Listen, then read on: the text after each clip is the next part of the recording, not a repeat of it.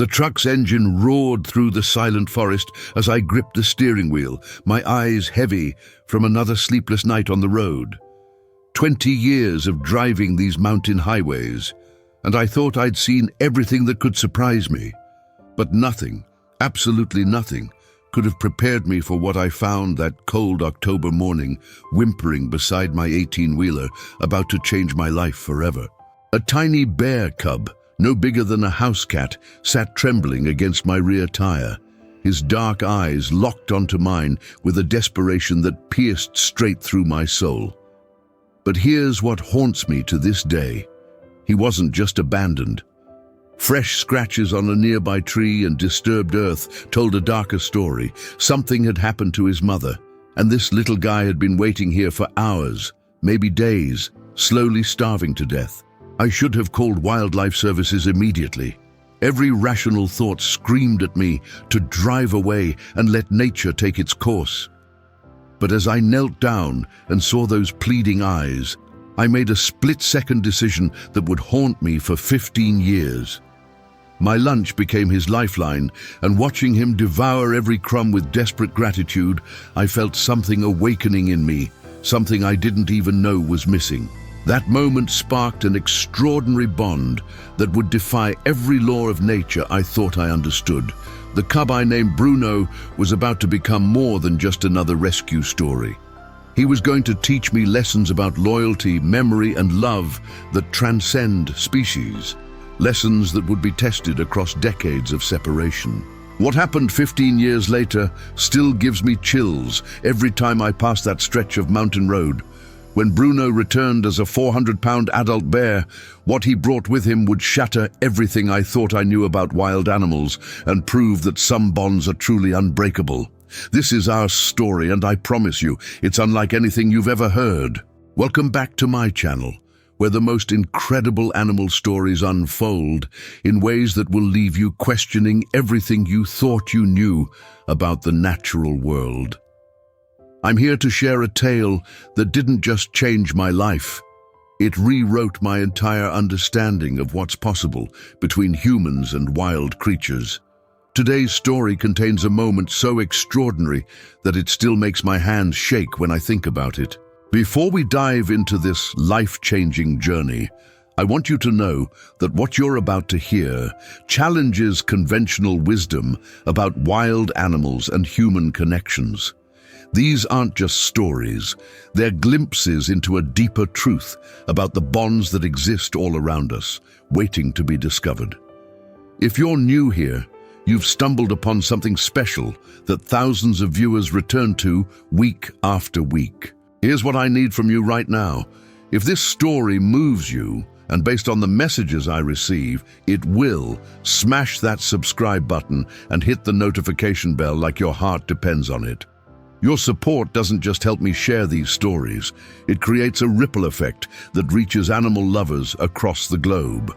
And don't forget to crush that thumbs up button. It's the fuel that powers these incredible tales. Now here's something fun I want you to do while we journey together. Drop a comment telling me which country or city you're watching from, and share one word that describes your relationship with wild animals.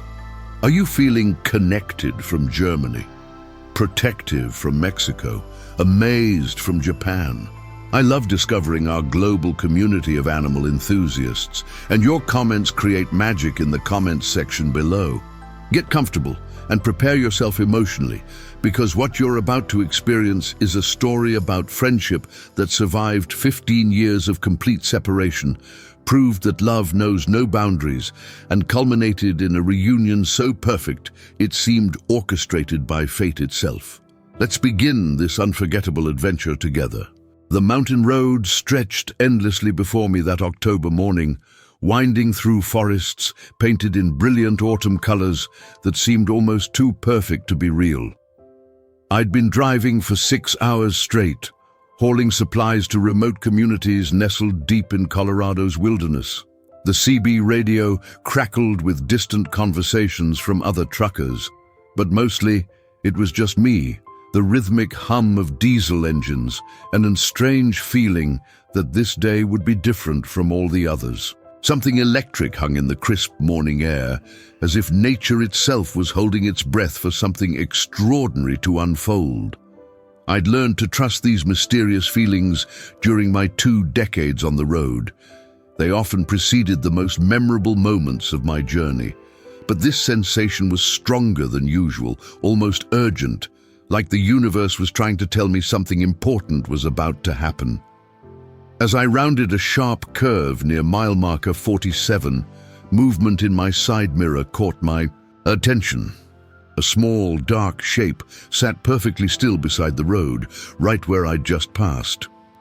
In these remote areas, anything out of place demands investigation.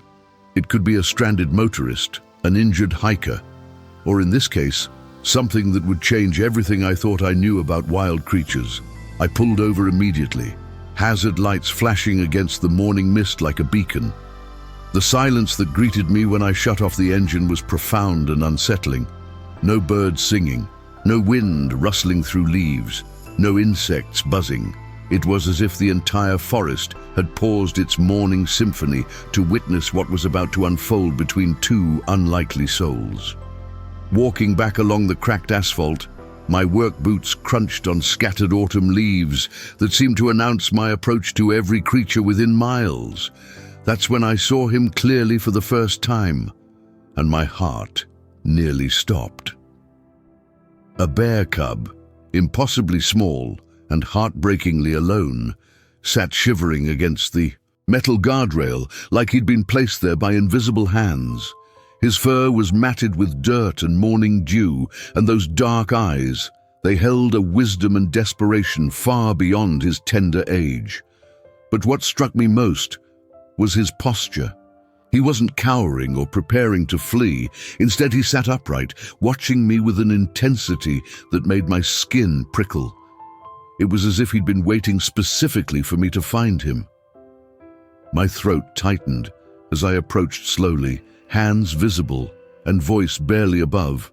A whisper.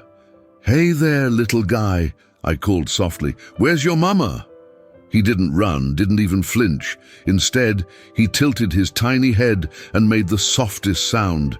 Not quite a whimper, not quite a call, but something that sounded impossibly like hope.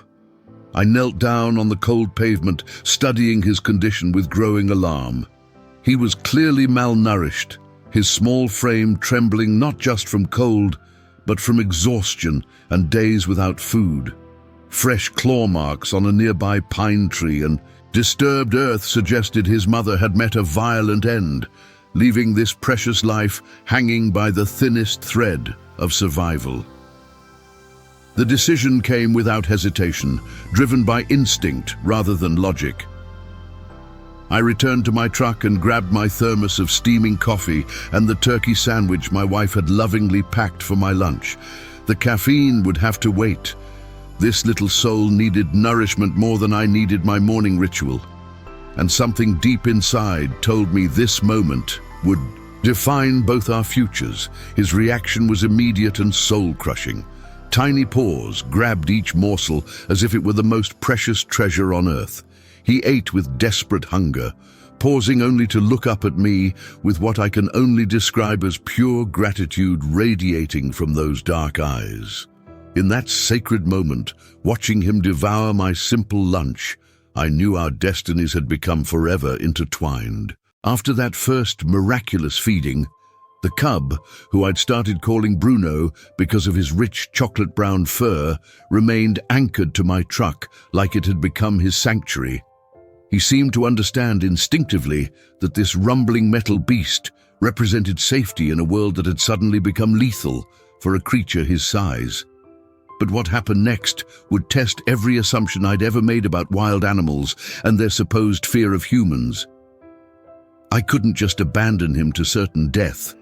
But taking a wild bear, even a tiny cub, meant entering uncharted territory that could have serious consequences. I called my dispatcher on the CB radio, and his response still echoes in my memory.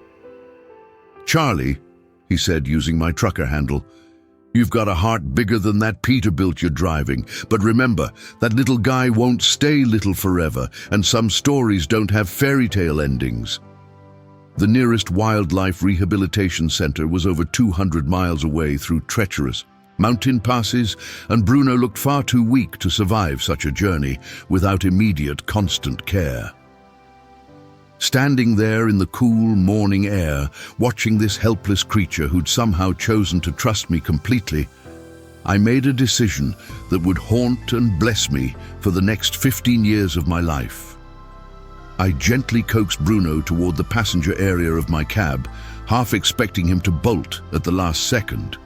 Instead, he followed me with surprising confidence, as if he understood that this strange human was now his only hope for survival. The moment he curled up on my old wool blanket, something shifted in the atmosphere of my truck. It no longer felt like a solitary workspace, but like a home. That first day together revealed Bruno's remarkable intelligence and intuition. He seemed to grasp immediately that this rumbling sanctuary had rules and rhythms that required respect. He stayed quietly beside me as we continued our route, occasionally lifting his head to watch the world. Blur passed through the windshield, but never trying to interfere with my driving or create dangerous distractions. Feeding him became an intricate dance of discovery and experimentation. At every town and truck stop, I found myself asking bemused store clerks for food suitable for a young bear, earning stares that ranged from amused to concerned. Mountain communities, however, understand that life sometimes presents unusual situations, and most folks were surprisingly helpful once they heard the story.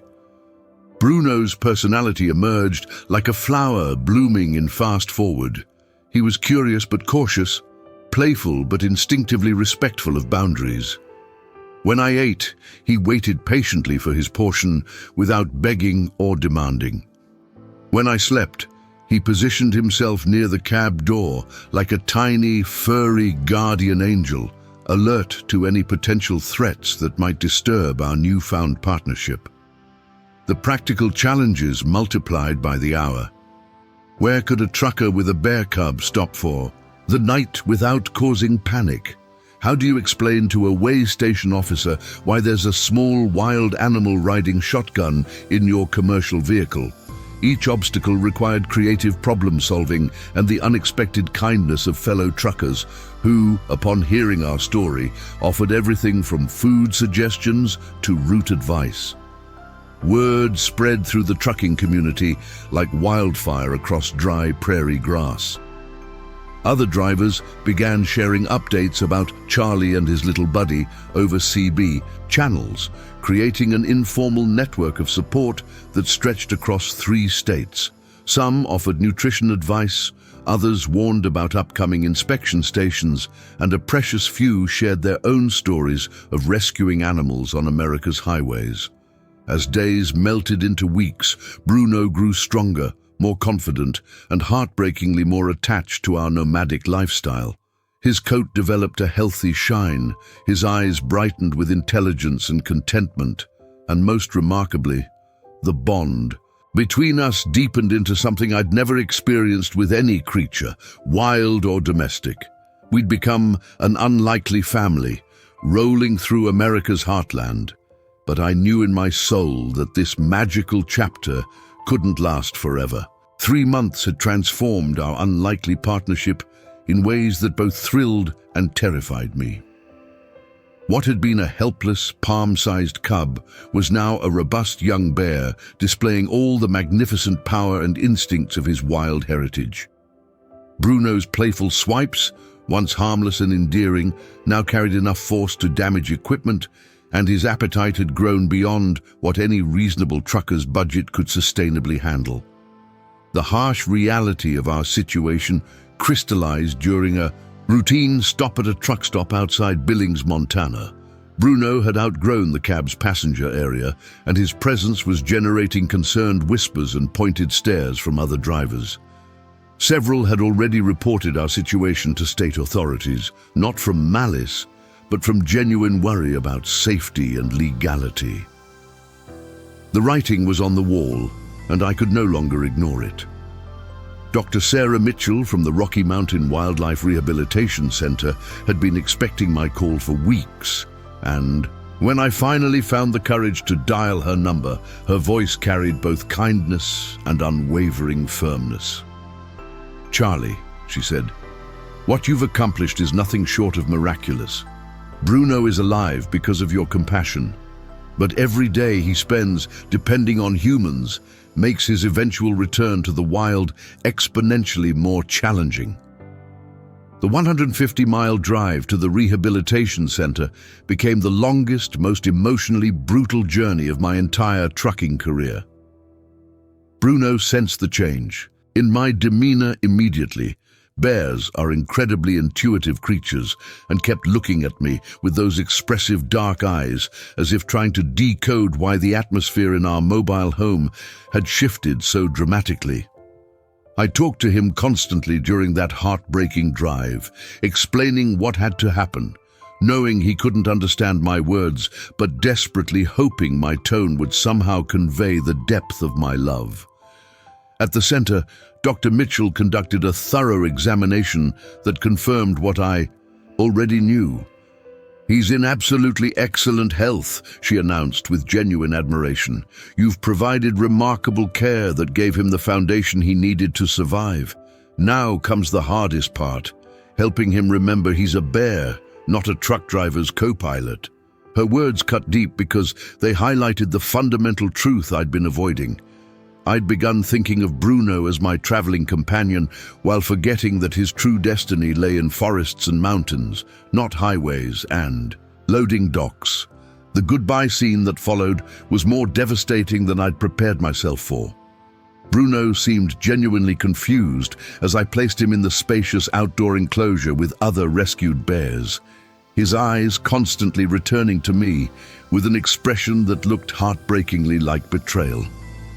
Walking away from that fence while he watched me leave felt like abandoning my own family member, and the sound of my boots on gravel seemed to echo with finality. For weeks afterward, my cab felt like a tomb of memories. The blanket where Bruno used to sleep remained folded in the corner, and I caught myself unconsciously buying extra food out of habit before remembering that my passenger seat would remain permanently empty. When other truckers asked about my little buddy, explaining that he was learning to be wild again felt like swallowing shards of glass. Dr. Mitchell's regular updates provided both comfort and concern. Bruno was adapting remarkably well to life with other bears, learning essential foraging skills and developing the survival instincts he'd need for independence. But she also mentioned something that planted seeds of hope in my aching heart. "He's different from our other rehabilitation cases. There's a calmness about him, an unusual confidence, almost like he's carrying special memories that make him uniquely resilient." 6 months after our heartbreaking separation, the rehabilitation center released Bruno into a protected wilderness area, approximately 200 miles from where our story had begun. Dr. Mitchell called personally to share the details of his release. He walked into those ancient trees like he owned the entire forest, she told me, but there was this moment. He paused at the tree line and looked back toward the access road for the longest time, as if he was memorizing something important. That night, alone in my cab for the first time in months, I raised my coffee mug in a toast to wherever Bruno was spending his first night of true freedom. I hoped with every fiber of my being that he would carry fond memories of our time together, never imagining that our extraordinary story was far from its final chapter. 15 years passed like chapters in an epic novel, each page marking changes in both the world and myself. My hair silvered at the temples, my back protested more after long hauls, and the trucking industry evolved around me, with GPS systems and electronic logs replacing the old-school methods that had defined my generation. Yet through all those transformations, the memory of Bruno remained vivid and powerful, a bright flame I returned to whenever the endless miles felt overwhelming or meaningless. Something inexplicable began drawing me back to those Colorado mountain highways where our story had begun. At first, I convinced myself it was simple nostalgia, or the natural tendency to revisit places that held deep meaning. But as the years accumulated, the pull became stronger, more insistent, like an invisible rope tugging at my soul. Other truckers noticed my pattern and joked that I was chasing ghosts, but I preferred to think of it as honoring a friendship that had fundamentally changed who I was. The wilderness where Bruno had been released became a federally protected national forest during the 10th year of our separation, and I felt an unexpected surge of pride knowing that his home was now permanently safe from development. Sometimes, during my increasingly frequent trips through the area, I would imagine him there, fully grown and magnificent, teaching younger bears the survival skills he'd learned, carrying forward the confidence that our unlikely partnership had somehow instilled in him. During those years, my encounters with wildlife became more frequent and intense than ever before. A golden eagle with a broken wing that I transported to a veterinarian in Grand Junction. A family of raccoons I relocated after they'd been displaced by highway construction. A lost German shepherd I reunited with his family after 3 days of determined searching. Each rescue reminded me of Bruno and made me wonder if helping that first frightened cub had awakened something in me that made me more attuned to creatures in distress. But it was the bear sightings that truly captured my attention and refused to let go. Black bears began appearing along my route with increasing frequency, often in broad daylight when they normally would be hidden in deep forest cover. They didn't flee at the sound of my approaching truck like wild bears typically do. Instead, they would pause, watch my passage with what seemed like recognition, and only then disappear back into the tree line.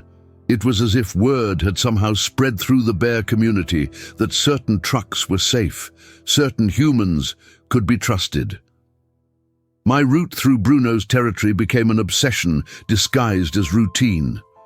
Every few months, deliveries would take me past mile marker 47, where our journey had begun, and I found myself slowing down at that sacred spot, scanning the forest, not really expecting to see anything specific, but feeling an increasingly powerful connection to memories that refused to fade.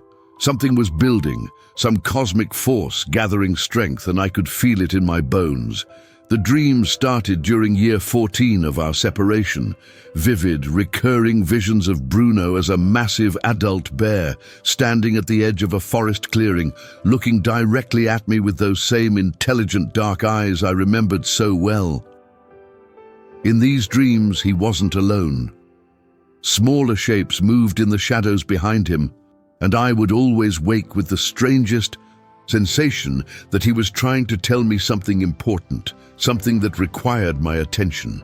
My dispatcher, a practical man who'd known me for over a decade, finally commented on my increasingly frequent trips through Colorado's mountain regions. "Charlie," he said during one of our weekly check-ins, "it's like that mountain is calling you home. You've got the most requests for routes through that area of any driver I've ever managed. What's really going on up there?" I couldn't give him a logical answer because I didn't have one myself. The calling intensified as autumn approached, the same season when I'd first found Bruno 15 years earlier. Every instinct I'd developed during 20 years of reading the road and trusting my intuition told me that something significant was about to happen. The forest itself seemed to be preparing for an event, and despite having no rational reason to believe it, I knew with absolute certainty that my story with Bruno wasn't finished. My wife noticed the change in my behavior during my brief stops at home. "You're different," she observed one evening as I studied maps of Colorado's wilderness areas. "It's like you're waiting for something, but you don't know what it is." She was right, and her words crystallized what I'd been feeling for months. I was waiting, and somehow I knew that the wait was almost over. It was a Tuesday morning in late September when the impossible became reality.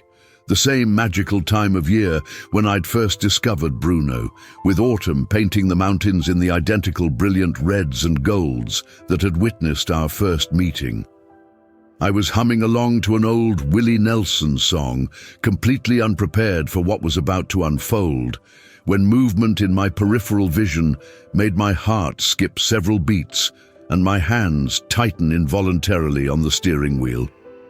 3. Massive bears emerged from the tree line near mile marker 47, the exact sacred spot where Bruno and I had first encountered each other 15 years earlier. But this wasn't random wildlife behavior.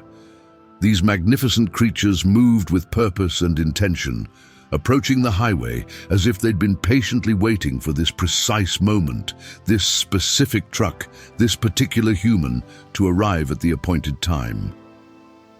I pulled over with trembling hands, my entire body flooded with adrenaline and disbelief as I engaged the parking brake. The largest bear, a magnificent male with rich chocolate-brown fur that seemed to glow in the morning sunlight, approached my truck with confident, deliberate steps. Behind him, two smaller bears that were clearly cubs followed with the careful curiosity of youth discovering their father's mysterious past. As the adult bear drew closer, every detail about his movement, the tilt of his massive head, the way he looked directly at me through the windshield with those unmistakable intelligent dark eyes, sent shockwaves of recognition through my entire being. This was impossible, defied every law of probability and nature, yet the evidence was walking toward me on 4 powerful paws. Those eyes, I had gazed into them countless times, much smaller and filled with desperate hunger, looking up at me from this very guardrail a lifetime ago. Bruno. The name escaped my lips in a whisper so soft it was barely audible even to myself. The bear stopped, just 10 feet from my truck, rose up on his hind legs to his full impressive height, and for one heart-stopping moment that seemed to stretch across dimensions, we stared at each other across 15 years of separation, growth, and transformation. He was massive now, probably close to 400 pounds of pure muscle and wild majesty, yet something in his expression remained achingly, unmistakably familiar. I slowly opened my door and stepped down onto the asphalt, my heart hammering against my ribs with a rhythm that seemed to echo through the silent forest. Bruno remained perfectly calm, watching me with what could only be described as recognition mixed with something deeper, approval perhaps, or satisfaction that his patient plan had finally reached fruition. The cubs stayed close to their father, occasionally glancing between him and this strange human who had somehow earned their patriarch's complete trust and attention. Then, Bruno did something that shattered every remaining doubt about his identity and confirmed the miraculous nature of this moment. He approached the passenger side of my truck, the exact spot where he used to curl up as a vulnerable cub during our months together, and gently, almost ceremonially, placed his massive paw against the door handle. The gesture was so deliberate, so loaded with memory and meaning, that tears began streaming down my weathered cheeks. I found my voice, though it came out rough with 15 years of suppressed emotion and current, overwhelming joy. You remember everything, don't you, big guy? You remember our time together, our adventures, the bond we shared.